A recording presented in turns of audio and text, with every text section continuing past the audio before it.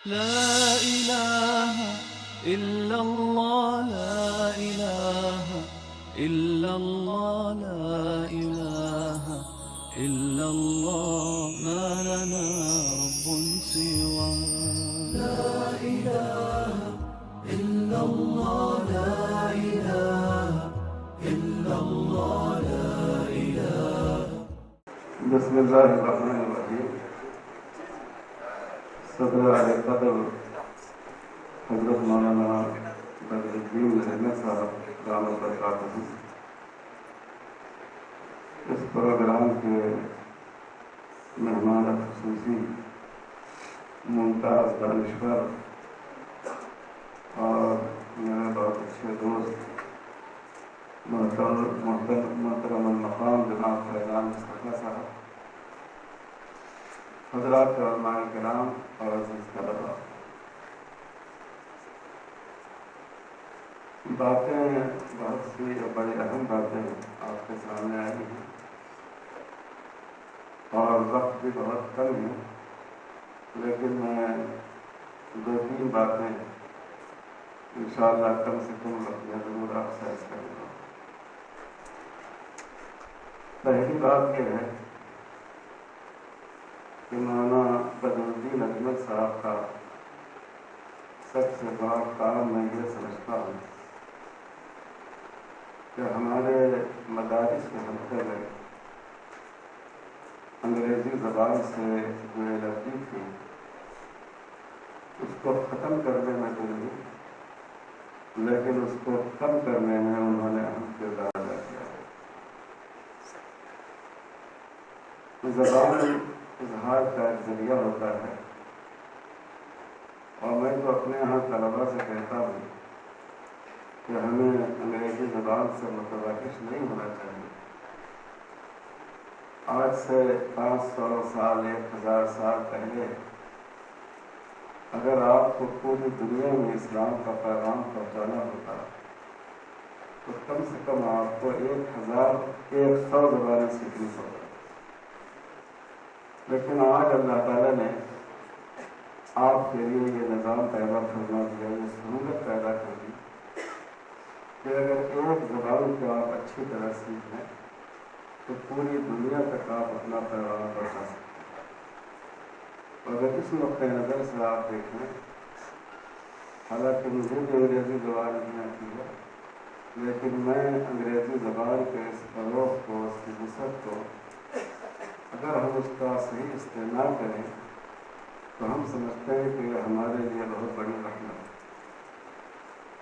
اور زبان سب اللہ کی مخلوق ہے، رسول اللہ صلی اللہ علیہ وسلم نے فرمایا، اس لیے کوئی زبان بحیثیت زبان یہ جو انداز کی جانے کے لائق ہے۔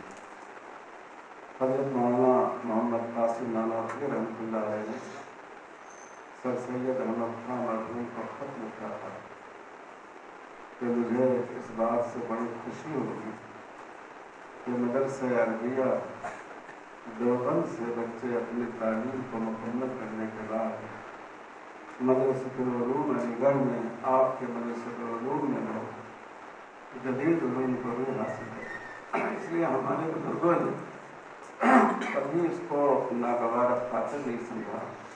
دیوبند کے کتب خانے میں مولانا عبدالحفیظ دریاوی رحمۃ اللہ علیہ کا ایک رسالہ موجود ہے جس میں انہوں نے اکابر علماء دیوبند نے جو اس زبان کے سلسلے میں اس کی حوصلہ افزائی کی ہے اچھے مقاصد کے لیے، اس کو انہوں نے اصلی جمع کیا۔ دوسری بات جو عرض کرنی ہے، ہمارے مولانا فہیم اختر صاحب نے جو اس کی طرف توجہ دلائی اور حضرات نے بھی، کہ اس دور میں بہت بڑی ضرورت اسلام کے خلاف پیدا کیے جانے والے شکوک و شبہات کا درد ہے۔ اس کو قرآن نے مجادلہ کے لفظ سے تعبیر کیا ہے، لیکن قرآن نے صرف یہ نہیں کہا کہ وجادلہم، بلکہ فرمایا وجادلہم باللتی ہی احسن۔ آپ ان سے ڈبیٹ کیجیے، آپ ان کے سوالات کا جواب دیجیے، آپ ان کے پروپیگنڈے کا رد کیجیے، لیکن بہتر سے بہتر طریقے پر، خوش اسلوبی کے ساتھ، جذبات میں آ کر نہیں، اشتعال میں آ کر نہیں، منفی انداز پر نہیں، مثبت انداز پر۔ آپ کو معلوم ہے سورہ قل یا ایھا الکافرون کا شان نزول کہ رسول اللہ صلی اللہ علیہ وسلم نے اہل مکہ نے کہا کہ ہم آپ سے صلح کی صورت سوچتے ہیں کہ ہم لوگ بھی آپ کے خدا کی عبادت کریں اور آپ بھی ہمارے دیویوں اور دیوتاؤں کی عبادت کریں۔ تو حضور چاہتے تو ایک لمحے میں اس کا جواب دے سکتے، کیونکہ توحید اور شرک ایک ساتھ جمع نہیں ہو سکتے، لیکن یہ حضور کا انداز تھا کہ آپ نے فوراً رد کرنے کے بجائے فرمایا کہ میں اللہ کے حکم کا انتظار ہوں۔ پھر جب سورہ کافرون نازل ہوئی تو آپ نے ان کو بلا کر سنایا اور آپ نے ان سے یہ بات فرمائی کہ ایک کثیر مذہبی معاشرے میں یہ بات تو نہیں ہو سکتی کہ دو متضاد نظریوں کو آدمی قبول کرے، لیکن یہ بات ہو سکتی ہے کہ لکم دینکم ولی دین، اگر آپ ہم سے مطمئن نہیں ہیں تو آپ اپنے طریقے پر عمل کریں اور ہم جس طریقے کو بہتر سمجھتے ہیں ہم پر عمل کرنے کی اجازت ہے۔ تو یہ ایک طریقہ ہے اپنی بات کو مثبت انداز میں پیش کرنے کا۔ ہمارے مدارس کے حلقے میں ہمیں اعتراف کرنا چاہیے کہ اس کی تھوڑی سی کمی ہے۔ سیاست کے میدان میں اشتعال انگیز تقریریں ہوں تو وہاں فوری فائدہ مقصود ہوتا ہے اور وہ حاصل ہو جاتا ہے، لیکن دل و دماغ کی دنیا کو بدلنے کے لیے جب تک ٹھنڈے لب و لہجے میں اور مثبت انداز میں بات نہیں کی جائے اس وقت تک آپ اس طاقت کو متاثر نہیں کر سکتے۔ اسی لیے رسول اللہ صلی اللہ علیہ وسلم نے ارشاد فرمایا ان اللہ رفیق یحب الرفق ویؤتی علی الرفق ما لا یؤتی علی العنف۔ اللہ تعالیٰ غفور ہے اور نرم رویے پر وہ نتیجہ عطا فرماتے ہیں جو شدت پسندانہ رویہ پر عطا نہیں کرتے۔ تو خاص کر جو طلبا شعبہ انگریزی میں پڑھ رہے ہیں، میری درخواست ہے کہ اس زمانے میں جو لب و لہجہ اپنے خیالات کے اظہار کے لیے اختیار کیا جاتا ہے، اگرچہ یہ بھی آپ کا بالکل ابتدائی مرحلہ ہے، لیکن آپ اپنے آپ کی اس طریقے پر تربیت کرنے کی کوشش کریں۔ تیسری بات ہے پیغام مصطفیٰ پر آپ نے بڑی مفید باتیں کہی اور مسلم پرسنل لا کے سلسلے میں دفعہ 25 اور دفعہ 26 کا اطلاق کہاں ہوتا ہے، کئی دفعہ ہم لوگوں کی آپس میں بات ہوئی اور انہوں نے بات اجتہاد کی بھی بتائی۔ علماء نے کبھی اجتہاد سے انکار نہیں کیا۔ 1939 کا جو قانون انتصاب کا نکاح ہے، یہ کیا ہے؟ یہ اس دور کے علماء کا اجتہاد ہی تھا کہ انہوں نے خوب غور و فکر کے بعد فسق و تفریق کے قانون کو کوشش کی کہ اس کو آسان بنایا جائے، اور پھر بات یہاں رک نہیں گئی۔ اس کے بعد مولانا عبدالصمد صاحب رحمۃ اللہ علیہ نے کتاب الفسق و تفریق لکھی، اس میں فسق نکاح کے اسباب کو 14 تک پہنچا گیا، اور پھر آل انڈیا مسلم پرسنل لا بورڈ کا جو مجموعہ قوانین اسلامی مرتب ہوا اور جس کے انگریزی ترجمے میں فیضان صاحب کی شرکت ہے، اس نے ان اسباب کو 17 تک پہنچا دیا۔ یہ علماء کی اجتہادی کاوش نہیں ہے۔ اگر میں صرف مسلم پرسنل لا کے بارے میں مثال دوں تو ایسے کئی مسائل ہیں کہ جس میں علماء نے اپنی اجتہادی کاوشوں کے ذریعے اپنے زمانے کے حالات کو دیکھتے ہوئے فیصلے کیے، لیکن ایک بنیادی بات یہ ہے کہ اجتہاد کا دروازہ بند نہیں ہوا، لیکن یہ فرق کرنا ہوگا کہ کون سے مسائل محل اجتہاد ہیں اور کون سے مسائل محل اجتہاد نہیں ہے۔ اسلام ایسے نیم کی ناک نہیں ہے کہ ہم جیسے چاہیں جس سانچے میں چاہیں اس کو اٹھا لیں۔ شریعت اسلامی کے قوانین کا ایک حصہ وہ ہے جو دائمی ہے، اور ایک حصہ وہ ہے جو تغیر پذیر۔ جیسے ہمارے ملک کے دستور میں کچھ بنیادی حقوق وہ ہیں جن میں تبدیلی کی گنجائش نہیں، اور بہت سارے حصوں میں تبدیلی کی گنجائش ہے۔ علماء کے لیے مشکل یہ ہے کہ ہمارے دانشور دوستوں کی طرف سے ایسے مسائل میں اجتہاد کا مطالبہ کیا جاتا ہے جو محل اجتہاد سے باہر ہے، جہاں ہمارے ہاتھ دھے ہوئے ہیں، جو مسئلہ کتاب اللہ اور سنت رسول میں صراحت کے ساتھ موجود ہو، اس مسئلے میں ہم اپنی رائے سے کوئی تبدیلی نہیں کر سکتے، اور یہ تبدیلی بہت نقصان دہ ہوتی ہے۔ آپ دیکھیں، عیسائیت کی تاریخ دیکھیں تو انہوں نے تورات کے جو واضح احکام تھے، چرچ نے اس میں تبدیلی شروع کر دی۔ آج یورپ کے کلیسا اس بات کی بھی اجازت دیتے ہیں کہ مرد کا مرد سے، عورت کا عورت سے نکاح ہو سکتا ہے۔ اس بات کی بھی اجازت دیتے ہیں کہ سودی نظام قائم ہو سکتا ہے، حالانکہ بائبل میں خود حضرت لوط علیہ السلام کے قول کا واقعہ موجود۔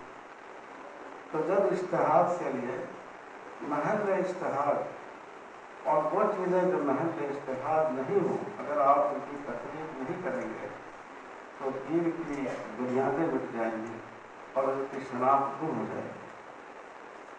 اور تقلید سے کبھی اجتہاد کا راستہ رکا نہیں۔ تقلید کا مطلب یہ ہے کہ بنیادی کام فقہ اسلامی کا ہو گیا ہے، لیکن ہر دور کی ضرورت کے مطابق جو کام ہونا چاہیے اس کام کا سلسلہ جاری ہے، اور علماء نے کبھی اس سے روکا نہیں۔ ہمارے بعض دوست کہتے ہیں کہ صاحب علماء کی جمود کی وجہ سے مسلمانوں پر سائنسی ترقی نہیں ہوئی۔ مجھے اس پر بڑی حسرت ہوتی ہے۔ علماء نے اگر کہیں اجتہاد سے روکا ہے تو احکام شریعت کے خاص کرو۔ میڈیکل سائنس میں کسی نے اجتہاد سے منع نہیں کیا، انجینئرنگ میں کسی نے اجتہاد سے منع نہیں کیا، ٹیکنالوجی میں کسی نے اجتہاد سے منع نہیں کیا۔ ہمارے جو مسلمان شعبوں میں مسلمانوں کو نمائندگی کرتے ہیں، ان کی ذمہ داری تھی کہ وہ ان شعبوں میں بہتر سے بہتر اجتہاد سے کام لیتے ہیں اور اقوام یورپ کا مقابلہ کرتے ہیں۔ تو یہ ایک بڑی خوشائند بات ہے کہ اس وقت علماء اور ہمارے جدید تعلیمات کا احساس ایک دوری ختم ہو رہی ہے، اور ہمارے مدارس میں انگریزی تعلیم اور عصری درسگاہوں میں دینی تعلیم کا سلسلہ شروع ہو رہا ہے۔ یہ کہنا مشکل ہے کہ آج جب علم کی شاخ ہو چکی ہے، حضرت مولانا رضیہ صاحب رحمۃ اللہ علیہ فرماتے تھے کہ یہ دور اختصاص کا ہے۔ عجب نہیں، ایک دور ایسا ہے کہ جب آپ ڈاکٹر کے پاس جائیں اور کہیں کہ مجھے اپنی آنکھ دکھانی ہے، تو وہ کہے کہ آپ کی بائیں آنکھ میں تکلیف ہے اور میرا اسپیشلائزیشن دائیں آنکھ میں۔ تو اس کی وجہ سے اس بات کی ضرورت ہوتی ہے کہ بنیادی جو تعلیم ہے وہ تو اس میں تمام علوم کا اشتراک ہونا چاہیے، لیکن جو اختصاص ہے، جو اسپیشلائزیشن ہے، اس کا ہمیں ایک ایسا نظام ہمیں رکھنا چاہیے۔ اہل مدارس کو بھی غور کرنا چاہیے، اور جو ہمارے جدید تعلیم یافتہ بھائی ہیں ان کو بھی یہ دیکھنا چاہیے کہ کہاں تک اس کام کو کر سکتے ہیں۔ میں اس موقع سے فائدہ اٹھاتے ہوئے ایک دو تجویز رکھنا چاہتا ہوں۔ مولانا بدر الدین صاحب کے سامنے بھی ہے، اور میں فیضان مصطفیٰ صاحب سے بھی تعاون چاہتا ہوں۔ اس وقت دو شعبے ایسے ہیں کہ جہاں ایسے لوگوں کی بڑی ضرورت ہے کہ جس میں علماء دین پہنچے اور وہ اسلام کی صحیح ترجمانی کرے۔ ایک شعبہ تو قانون کا ہے کہ جو مدارس کے فضلاء ہیں، خاص کر جو ہمارے انگریزی تعلیم حاصل کرنے والے طلباء ہیں، اس طرح مدرسوں میں پہنچے، یہ لا قانون کے شعبے میں پہنچے۔ ہمیں مسلم لا کے مقدمے کے لیے ہمیں باب مسجد کو مقدمے کے لیے غیر مسلم وکلاء کی مدد لینی پڑتی ہے. تو ایک اس کا راستہ نکالنا چاہیے. ہم لوگوں کو اس کے لیے کچھ تجویز سوچنی چاہیے اور ہمارے فیضان مصطفیٰ صاحب جیسے لوگوں سے اس میں مشورہ کرنا چاہیے. جیسے میں ایک چھوٹی سی مثال دیتا ہوں. پچھلے دنوں سپریم کورٹ کے وکلاء کے پینل کی بحث ہو رہی تھی. تو حلالے کے موضوع پر وہ لوگ اس طرح گفتگو کر رہے تھے گویا کہ تقریب کی تمام صورتیں حلالے تھیں. اسی وقت میں نے کاغذ پر اس کی صورتیں بنائی تو 9 صورتیں تقریب کی نکلی. تو میں نے ان سے کہا کہ دیکھیے یہ 9 صورتیں ہیں جس میں میاں بیٹی کا رشتہ ختم ہوتا ہے. اس میں سے 8 صورتوں میں کوئی حلالہ نہیں. ایک صورت جو بہت نادر الوقوع ہے صرف اس میں حلالہ ہے. اس میں سے کئی دوستوں نے بڑی حیرت کا اظہار کیا اور کہا کہ جب اس پر نوٹ کسا جائے اس میں پہلے اسی نقطے کا واضح کیا جائے. یہ ایک چھوٹی سی مثال ہے کہ ہمارے ان مدارس کے فضلاء کو قانون کے شعبوں میں جانا چاہیے اور جو ہمارے اصحاب دانش ہیں ان کو اس کے لیے راستہ نکالنا چاہیے. اور دوسرے جو جرنلزم ہے، صحافت کا شعبہ ہے، انگریزی صحافت کا شعبہ، بہت شاد و نادر ہمارے مسلمان نوجوان ہیں. یہ ہمارے بھائی محمد صاحب ہیں اور بھی کچھ دوست ہیں عبد الباسط صاحب وغیرہ، لیکن وہ انگلیوں پر نہیں جا سکتے بلکہ انگلیاں زیادہ ہو جائیں گی، ان کی تعداد کم ہو جائے گی. علماء کو چاہیے کہ وہ شعبے میں جائیں کیونکہ ان کے پاس قرآن حدیث کی معلومات کا سرمایہ ہے اور وہ اپنی بات کو ڈھنگ سے پیش کر سکیں، اپنی بات کو سلیقے سے پیش کر سکیں. تو اس کے لیے بھی ہمیں سوچنا چاہیے. یہ 2 چیزیں تو ایسی ہیں جس کے لیے آپ کو اعلیٰ عصری تعلیمی اداروں میں جانا ہوگا. لیکن ایک تیسری چیز ایسی ہے جس کو ہم تعلیمی اداروں کی مدد کے بغیر نہیں کر سکتے، اور وہ یہ ہے کہ جن بچوں کو ہم انگریزی تعلیم دے رہے ہیں ان کو انٹرویو کے لیے، ان کو سوشل میڈیا پر اپنی بات پیش کرنے کے لیے ہم ان کو تیار ہیں. یہ ایسی چیز ہے کہ جس کو مدارس بھی آپس میں مل کر ایسے جتنے بھی جگہوں میں مرکز کے شعبہ قائم ہیں، اگر یہ سب مل کر کسی ایک جگہ اگر حیدرآباد میں کرنا چاہیں تو میں اس کی میزبانی کے لیے تیار ہوں. ہر سال 5 طلباء کا انتخاب کر کے 1 سال ماہرین کے ساتھ ان کو رکھ کر ان کو اس بات کے لیے تیار کیا جائے کہ آپ کسی سوال کا جواب کس طرح آپ کو دینا چاہیے. معلومات آپ کے پاس ہے لیکن جواب دینے کا طریقہ ہے. ہمارے یہاں ایک دفعہ ہم لوگوں نے ایک غیر مسلم بھائیوں کے ایک وقت کو بلایا تھا. تو اس میں خاتون بھی تھی اور صاحب بھی تھی. تو انہوں نے کہا کیا میں آپ کی مسجد میں جا سکتی ہوں؟ آپ کے یہاں تو عورتوں کو مسجد میں آنے سے منع کیا گیا ہے. تو میں نے اس پر بحث نہیں کی کہ عورتوں کو مسجد میں نماز پڑھنا چاہیے اور گھر میں نے ان سے یہ کہا کہ آپ کو غلط فہمی ہوئی ہے. عورتوں کو چھوٹ دی گئی ہے کہ ان کا مسجد میں آنا ضروری نہیں. مرد تو بیچارہ دن بھر محنت مزدوری کرتا ہے، کام کرتا ہے، گھر آتا ہے، پھر اس کو مسجد جانا ہے. لیکن شریعت میں چونکہ عورتوں کے ساتھ خصوصی رعایت کا معاملہ ہے، اس لیے عورتوں کو یہ چھوٹ دی گئی کہ آپ کے لیے مسجد آنا ضروری نہیں ہے. ہمارے پیغمبر صلی اللہ علیہ وسلم نے کبھی یہ نہیں کہا کہ عورتوں کو مسجد آنے سے مسجد ناپاک ہو جائے. تو وہ کہنے لگے صاحب میرا تو ایک ایسا کانٹا جو ہمارے دماغ میں 10 سال سے چل رہا تھا اس کو آج آپ نے نکال دیا. کبھی ایسا بھی ہوتا ہے کہ ضروری نہیں ہے کہ ہم فقہی مسئلے کی پوری تفصیل لوگوں سے بیان کریں. ہمیں یہ شعور ہونا چاہیے کس موقع پر ہمیں کیا بات کرنی ہے. حضرت موسیٰ علیہ السلام سے فرعون نے یہ کہا، آپ بھی اس نے یہ کیا کہ ٹھیک ہے یہ لوگ آپ پر ایمان لے آئے، ان کے والدین اور بزرگوں کا کیا حال ہوگا؟ وہ تو دوزخ میں جائیں گے. تو حضرت موسیٰ کہہ سکتے تھے کہ وہ دوزخ میں جائیں گے، لیکن قرآن کہتا ہے کہ حضرت موسیٰ نے اس جواب سے اعراض کیا. قرآن نے کہا کہ ان کے حال سے اللہ واقف ہے، یعنی ہر سوال کا جواب دینا ضروری نہیں ہے. کبھی آدمی کو سوال کا جواب دینے سے اعراض نہیں کرنا چاہیے. میں اخیر میں بہت شکر گزار ہوں کیونکہ جو شکریہ میرے ذہن میں تھا بہت اچھا ہوا کہ مولانا رفیق صاحب نے اور پھر مقدس طور پر مولانا پردھان صاحب کو بتا کر دیا اس موقع سے فائدہ اٹھاتے ہوئے دو بات میں نے بھی آپ سے کہہ دی، لیکن میں آپ سب حضرات کا شکر گزار ہوں، اور جن حضرات کا تاثرات نے سنا کہ تمام لوگوں کا خطاب بہت اچھا رہا۔ میں یہ سمجھتا ہوں کہ جیتتا وہی شخص ہے جو ہارنے کے لیے تیار، جو ہارنے کے لیے تیار نہیں ہوا اس کے مقدر میں کبھی جیت نہیں ہو سکتی۔ تو اس لیے اگر کسی طالب کا نمبر کم آ جائے اس کو حوصلہ اس کا ٹوٹنا نہیں چاہیے، شکست نہیں ہونا چاہیے۔ آپ نے